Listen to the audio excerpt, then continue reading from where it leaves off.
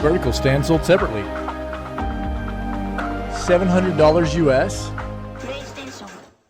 $700 US, guys. 800 euros. 700 is diabolical. 700, haha. 800 euros. L's, 700 L's. One of the things that was really nice about that showcase was for all those people out there that always want to talk crap about the fact that I always refer to the fact that a higher frame rate is better because it gives you a smoother experience, especially in specific genres of games. And then you got people that hate on that and go, 30's fine, 30's fine. Legitimate, great showcase showing the difference between what you get at a 30 and even just a 60, let alone above a 60, okay? So for all those people out there that are gamers that think that all games are just fine at a 30 frame rate, no matter what the genre is and everything, you're out of your mind. I've been preaching this for so long, right? There are all kinds of examples of it out there of side-by-sides. PlayStation just gave it to you as well. It's a huge difference. Huge difference. See how chunky that 30 frames look compared to 60? And it makes a massive, massive, massive difference in your gameplay of certain genres. Shooters, you know, combat, melee combat, hack and slash kinds of games. It makes a huge difference. So that's one of the things that I noticed and I couldn't help but smile about whenever we were watching the showcase. Yeah, there are people in chat right now as well saying no disc drive either. And that's what I had heard. No disc drive. You're talking 800 euros, $700 US, and no disc drive. Which means that if you want to still play physical copies of games on this, not only are you paying 700 US, 800 euros, but if you want to have a disc drive on it as well, prepare to dish out for that on top, right?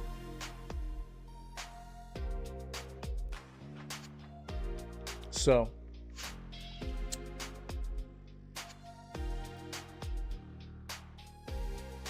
when we talk about, you know, we always have this conversation regarding the entry point for console is more affordable and accessible for gamers as opposed to PC, and it depends on how you're addressing this, right? Obviously, there are consoles across the spectrum of a price point lower than that, right? But you're going to get less capabilities hardware-wise than if you want to go spend 700 US plus whatever you might need for how much they're going to charge for a disk drive. You're probably reaching around 800 US for a PS Pro. You're encroaching upon that. Should you just switch over to PC? Because I'm telling you, the quality of life for PC gaming is definitely better than console is. It just is.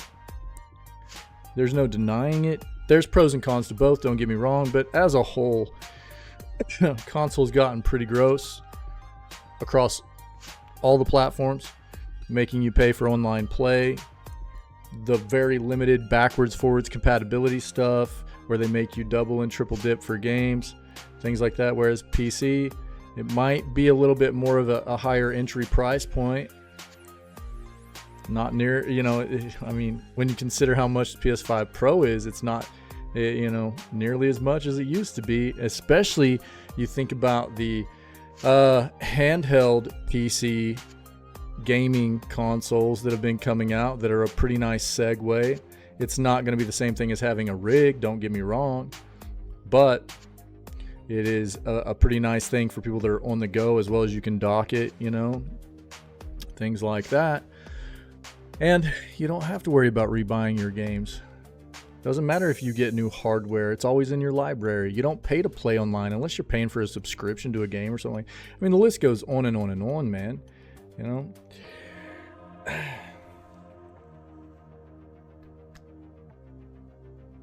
There's somebody in chat right now.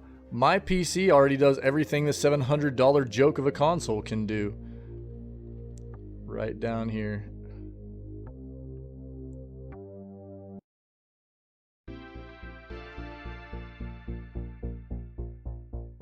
I mean, don't get me wrong, man. It's, you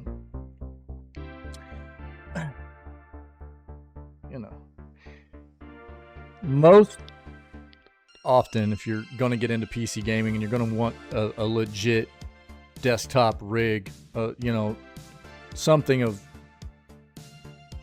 modern hardware for a PC, you're going to be over that price point. But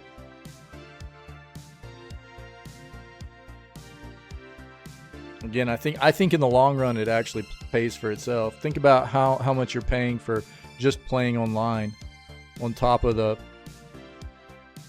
let's say you're just spending $700 on the PS5 Pro, you know?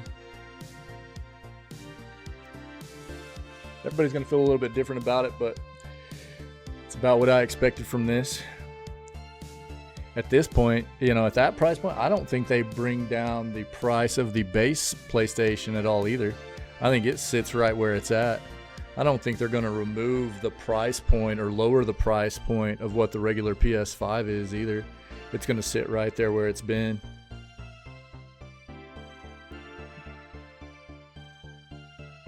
Yeah. Yep. We had already heard it was probably the case. Thanks, buddy. So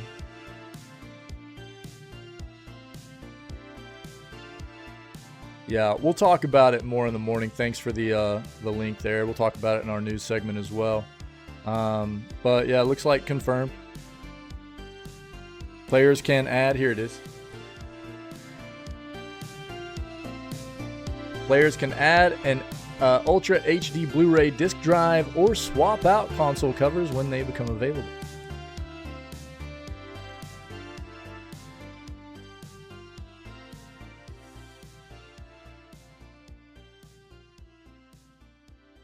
PS5 Pro is available as a discless console with the option to purchase the currently available disc drive for PS5 separately. Yep.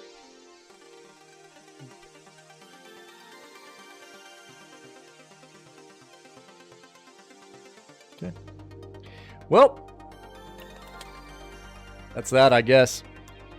I think that just seeing what the chat on the YouTube showcase had there, many of them had the same sentiments that I have about this. But I think this is the thing. You've got a lot of people that are already sold into the PlayStation platform and they'll buy into it. PlayStation knows that as well. They know that. So I'm not overly impressed here. As it doesn't seem like a whole lot of other people are either.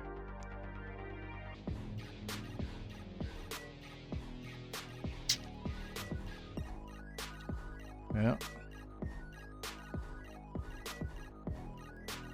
Not impressed. I'm sorry, man. I'm sorry. Look, I mean, you know, I hate it for people that were I think the smile is because this is kind of what I was expecting, you know. And ultimately, I just, you know, it's the console side of the industry just continues to seem worse and worse to me, honestly. I don't know. I just can't. It continue, the things that I continue to see about it continue to push me further and further away from it. Just, I feel bad for the people that, I mean, the thing that sucks, the thing that is really, really terrible about it, honestly, is that as somebody, again, I grew up playing games across all platforms. console, PC, everything, and I almost don't play games on anything besides PC anymore. And it's because the console side of the industry has gotten so, in my opinion, disgusting in the way that they treat consumers. And I think this is one of those situations where it doesn't seem appropriate. They couldn't even put a disk drive on this for people. And one of the things I talked about yesterday when we knew that this was coming was how much of this is PlayStation trying to convince their consumers to go digital,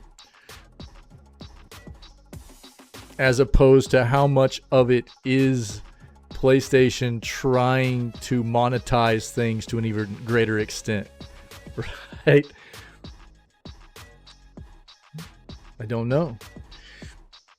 Obviously, you know, the PC side of gaming, we've, you know, gone digital a long time ago.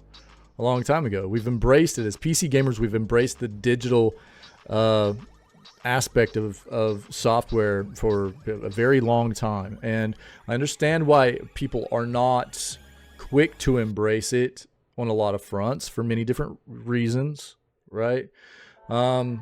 Whether it be as a collector kind of thing, as a nostalgia kind of thing, as an issue of certain people just don't have good internet or internet at all, and therefore physical copies of games, being able to play physical copies of games is literally a necessity for them, right?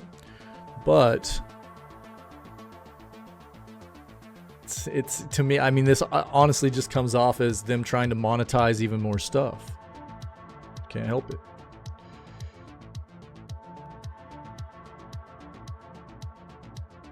So I don't know. Everybody's going to probably have a bit of a different opinion on what's going on here, whether that's appropriate or not. But I'll tell you, just from the sentiments that I saw popping up in the YouTube chat there as that ended, a lot of people are not impressed. Not with the showcase itself, but with that price point. Especially being a disc-less console.